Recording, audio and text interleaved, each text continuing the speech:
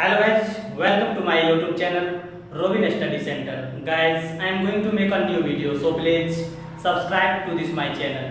तो guys, तो देखिए एक स्टूडेंट का यह प्रॉब्लम था, तो वह क्वेश्चन सेंड किया था जिसमें कह रहा था कंटिन्यूअस फंक्शन के लिए तो सर इक्वल होता है, लेकिन वह पार्ट इक्वल नहीं होता है और ए और बी का वैल्यू हम कैसे डिफाइन करेंगे, इस तरह का क्वेश्चन भेजा था। ठीक, तो देखिए, तो सबसे पहले तो यहाँ पर क्वेश्चन सबसे पहले आप लोग को पढ़ना चाहिए। तो क्वेश्चन में ही लिखा हुआ है, कहता है ए और बी के उन मानों को ज्ञात कीजिए जिनके लिए फंक्शन जितना दिया हुआ है, तो कहता है द्वारा परिभाषित फलन x is equal to 3 point पर संतत है। मतलब at x is equal to 3 point पर क्या कहता है फंक्शन कंटिन्यूअस है। ठीक, तो आप लोग को कुछ नहीं सोचना था। अगर क्वेश्चन में कह दिया जाए उस फंक्शन के लिए x इज इक्वल टू कोई पॉइंट पर कंटिन्यूअस है, तो जो फंक्शन दिया हुआ है उसका लेफ्ट हैंड लिमिट और राइट हैंड लिमिट कुछ भी आवे तो उससे मतलब नहीं है। तो कहता है दोनों को इक्वल करके और a और b के उन मानों को ज्ञात कीजिए जिनके लिए फंक्शन दिया हुआ है द्वारा परिभाषित फलन x is equal to 3 point पर क्या है कंटिन्यूअस है। ठीक, तो कह दिया है, तो यह बात को गौर करना होगा। ठीक, अगर नहीं कहता तो उसके लिए अलग सा रूल होता। तो रूल क्या होता, यह डिसकंटिन्यूअस फंक्शन होता। सीधे क्वेश्चन में कुछ और लिखा रहता, जांच कीजिए सत्यता तथा असंगतता, कंटिन्यूअस एंड डिसकंटिन्यूअस। ठीक, तो देखिए, तो सबसे पहले हम लोग क्वेश्चन में दिया हुआ है क्या, या कोई फंक्शन दिया हुआ है। ठीक, तो f ऑफ x गिवन दिया हुआ है। सपोज दैट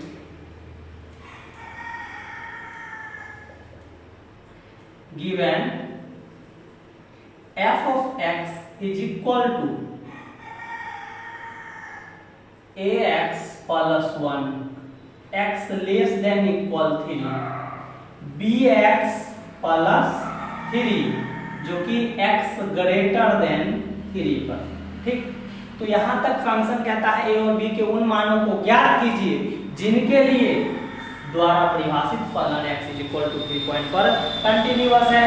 तो आंख मूंद कर इस फंक्शन को देखना है और उस फंक्शन के लिए एक क्या बताए थे, संख्या रेखा खींचिए। और इसके लिए हम लोगों ने कंटिन्यूअस डिसकंटिन्यूअस फंक्शन के लिए बताए थे एक पिता के दो संतान, मतलब तीनों इनकी इक्वल हो जाएगा। उस पार्ट में क्या कहेंगे कंटिन्यूअस फंक्शन। और डिसकंटिन्यूअस फंक्शन डिफरेंटिबिलिटी के लिए बताए थे, परिवार के किसी सदस्य में से किसी एक को अगर बीमार पड़ जाए तो उसका के लिए डिसकंटिन्यूअस या डिफरेंटिबिलिटी। ठीक, तो इस तरह से आप लोग चेक कर सकते हैं। देखिए, तो इस पॉइंट पे क्या कर सकते हैं, इक्वल 3 पॉइंट। ठीक, इक्वल 3 पॉइंट और लेस देन और ग्रेटर देन। तो लेस देन के लिए क्या बताए थे, लेस देन मतलब छोटका भाई और ग्रेटर देन मतलब बड़का भाई। ठीक, तो क्योंकि लेस देन का मान छोटका भाई क्यों रखे, less than negative direction, greater than positive direction. बड़े भाई पॉजिटिव डायरेक्शन की ओर रहेंगे, उसके बाद छोटे भाई को डायरेक्शन दिखाएंगे। ठीक, तो देखिए यह क्या हो गया x ग्रेटर देन 3 और इस डायरेक्शन के लिए x लेस देन 3 और इक्वल पॉइंट हो गया यह x is equal to 3 point पर। तो देखिए x इक्वल 3 और लेस देन, तो मतलब लेस देन मतलब left hand limit. Left hand limit में कौन सा फंक्शन ax प्लस 1 और ग्रेटर देन के लिए bx प्लस 3। ठीक, और इक्वल पॉइंट पे क्या कहता है ax प्लस 1। लेकिन इक्वल फंक्शन के लिए क्या दिया है, वह फंक्शन कंटिन्यूअस है। तो क्या इस फंक्शन को हटा लीजिए, सिर्फ खाली देखना है इक्वल पर क्या फंक्शन है ax प्लस b1। ठीक, ax प्लस 1। तो देखिए सबसे पहले हम लोग क्या चेक करेंगे, लेफ्ट हैंड लिमिट। ठीक, तो देखिए लेफ्ट हैंड लिमिट, तो लेफ्ट हैंड लिमिट के लिए फॉर्मूला होता है लिमिट x टेंड्स टू, और लेफ्ट के लिए क्या सा ग्राफ यानी कि लेस देन 3, तो 3 और उसके बाद क्या होता है माइनस, ए माइनस होता था एफ ऑफ एक्स की जगह पर कौन सा फंक्शन आएगा ax प्लस 1, यहाँ पर दर्शाना जाएगा तो फर्स्ट में एफ ऑफ एक्स दर्शा सकते हैं। ठीक, एफ ऑफ एक्स का कौन सा वैल्यू देगा ax प्लस 1। देखिए एफ ऑफ एक्स का सबसे पहले जिक्र किया गया है f of x is equal to, तो यही फंक्शन में जो लेस करेगा, तो यहाँ पर लिख दीजिए डायरेक्ट ax प्लस 1। लेकिन आप लोग एग्जाम में लिखेगा तो बाय स्टेप यहाँ पर पहले फंक्शन तब फिर एक लाइन यही दर्शाना है, और उसके बाद जब ऐसे हम लोग वैल्यू पुटअप करेंगे तो x की जगह पर 3 आएगा तो क्या हो जाएगा 3a प्लस 1। ठीक, उसके बाद right hand limit RHL is equal to limit x tends to, right hand limit तो पॉजिटिव जाएगा। ठीक, अब फंक्शन आएगा एफ ऑफ एक्स। ठीक, एफ ऑफ एक्स की जगह पर यानी कि ग्रेटर देन के लिए क्या bx प्लस 3, तो यहाँ पर लिख दीजिए bx प्लस 3। ठीक, तो अब यहाँ पर 3 रखेंगे तो क्या हो जाएगा 3b प्लस 3b प्लस 3। तो आ गया।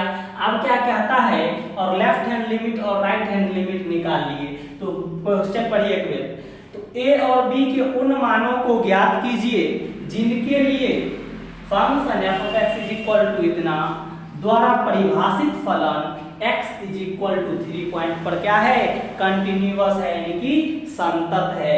तो कह दिया x is equal to 3 point पर LHL limit is equal to RHL limit. ठीक, left hand limit and right hand limit equal है, तो लेफ्ट हैंड लिमिट का वैल्यू क्या आया 3a plus 1 is equal to right hand limit 3b plus 3। तो इस तरह से कर दीजिएगा और क्या हो जाएगा 3b साइड प्लस में साइड माइनस में आएगा, 1 प्लस में साइड माइनस में जाएगा। ठीक, तो देखिए तो लिख सकते हैं 3a minus 3b is equal to 3, इधर एक प्लस में आउटसाइड जाएगा माइनस में, तो 3 माइनस 1, तो 3 इसमें से कॉमन आ जाएगा, a minus b is equal to 2, तो a minus b is equal to 2/3। तो इसमें a minus B is equal to 2/3 ये कोई फंक्शन हो गया, तो यहाँ से कर सकते हैं a is equal to b plus 2/3।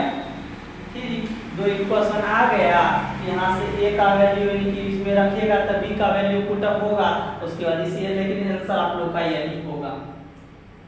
ठीक, एक ही आया है इक्वेशन, तो क्या आप लोग को 50 को आंसर देगा नहीं ना। तो कहता है a और b के उन मानों को ज्ञात कीजिए, तो देखिए यहाँ से कर सकते हैं ना डिफाइन, a का वैल्यू यानी कि साइड से पुटअप करेंगे, a का वैल्यू यही रखेंगे तो b का वैल्यू क्या देगा, b का वैल्यू कुछ ना कुछ देगा, तो यहाँ पर पुटअप करेंगे तो का वैल्यू सपोज दैट यहाँ पर रखिएगा a के जगह पर तो b प्लस, तो b प्लस माइनस में कर जाएगा 2/3 का इक्वल आ जाएगा, यानी कि वही फंक्शन पे आ जाएगा, तो a is equal to b plus 2/3 यानी कि आप लोग का आंसर हो जाएगा। ठीक, a minus b is equal to 2/3 भी छोड़ सकते हैं, या b माइनस में उसे प्लस में कर दीजिए, a is equal to b plus 2/3। ठीक, तो आप लोग का क्या आंसर आया, a इतना पॉइंट पर आंसर के लिए a is equal to b plus 2/3। इस ढंग का क्वेश्चन सपोज दैट आप लोग 5 क्वेश्चन बना लीजिएगा, इस ढंग का 5 क्वेश्चन, तो आप लोग का दुख दर्द पार और बोर्ड एग्जाम में 5 नंबर बिल्कुल आ जाएगा। इस ढंग का क्वेश्चन जैसे आप लोग यह क्वेश्चन लगभग यह बोर्ड एनसीईआरटी 5.1 के 17 नंबर क्वेश्चन है जिसका आंसर दिया होगा, और 18 नंबर क्वेश्चन लेमडा का वैल्यू डिफाइन करने वाला है, तो उस तरह से आप लोग डिफाइन करें। ठीक, इसमें सिर्फ आप लोग 6 नंबर क्वेश्चन से लेकर 18 तक बना लिए, तो आप लोग का इसमें हर एक ऑब्जेक्टिव से लेकर सब्जेक्टिव तक का डिस्कस कर सकते हैं। ठीक, 5.1 का। ठीक, 6 से 18 तक क्वेश्चन में बहुत इंपॉर्टेंट क्वेश्चन है, लॉजिकल क्वेश्चन है, जो कि ग्राफिकल मेथड से बनाइएगा तो आप लोग को कभी गलती नहीं होगा, और बाय मेथड सोचिएगा पॉइंट पर, तो कभी कभी पॉइंट घुमाया रहता है, जिस कारण से आप लोग एक ग्राफ खींचे, और मैंने आप लोग को ट्रिक बताया, एक पिता के 2 संतान या माता और पिता के 2 पुत्र, ठीक। और डिफरेंटिबिलिटी के लिए क्या बताए थे कि परिवार के किसी भी सदस्य को बीमार पड़ जाए उस केस के लिए नॉट डिफरेंटिबिलिटी। अगर इक्वल पार्ट है तो डिफरेंटिबिलिटी होगा। अगर परिवार के तीनों सदस्य स्वस्थ हैं तो उस केस के लिए क्या बताए थे, तो डिफरेंटिबिलिटी एट अ पॉइंट में, ठीक। तो और उसमें अगर नॉट हो जाए, अगर तीनों में से कोई किसी एक को बीमार पड़ जाएगा तो उस केस में नॉट डिफरेंटिबिलिटी, ठीक। तो और परिवार के किसी सदस्य सब स्वस्थ हैं तो उस केस में डिफरेंटिबिलिटी एट अ पॉइंट। और कंटिन्यूअस फंक्शन के लिए भी लागू होता है, पिता के 2 संतान, ठीक। तो यह फंक्शन से आप लोग को बहुत अच्छे तरह से समझ में आ गया होगा यह क्वेश्चन। तो 5 मार्क्स में ये सब क्वेश्चन पूछा जाता है और बाय स्टेप लिखना प्रयास कीजिएगा, ठीक। तो थैंक यू, नेक्स्ट वीडियो से जरूर मिलेंगे।